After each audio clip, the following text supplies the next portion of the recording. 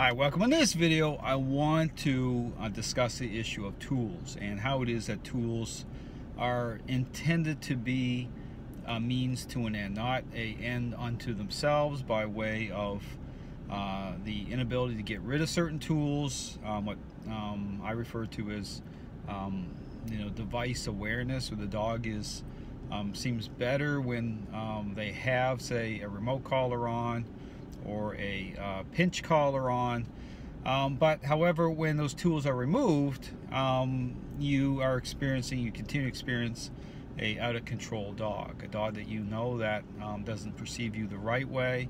And so what happens is it always seems like you always are relying on those tools heavily. You never can seem to get them off your dog. And so there's definitely concerns with that. Now, here's the thing to understand about tools by way of relationship. And again, I talk about the importance of a method that aligns the right way, that's going to fade the person in properly. And again, example I use often on my videos is the parenting example. And the way to perceive in terms of fading in is in terms of investment, in terms of interacting with a child at a deeper level as a parent. And that requires a level of interaction, of investment, commitment, and boundaries.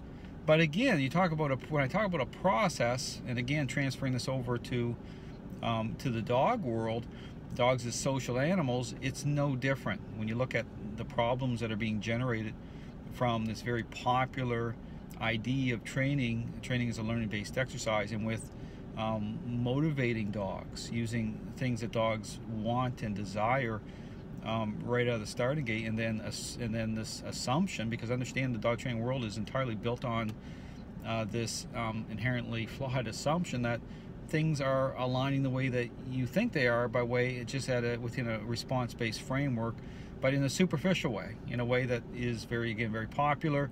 But again, transferring this over back to my parenting example, would be no different than applying this or working within the same type of superficial response-based framework with an already selfish child. Right at the starting gate, if you were to do the things that the majority of trainers are doing, you should expect a disconnected result.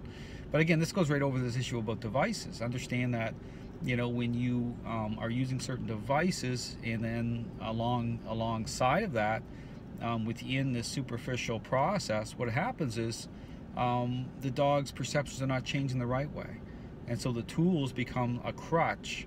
And although the dog is better with the tools, their perceptions are not really changing. You're not fading in properly. So again, very problematic. So again, I encourage you to really think about this. If you're wondering why it is that the role of tools, or how tools the role that they play in terms of relationship, it's important to understand the importance of the method itself, is making sure that you're aligned with the proper methodology that's going to fade you in the right way.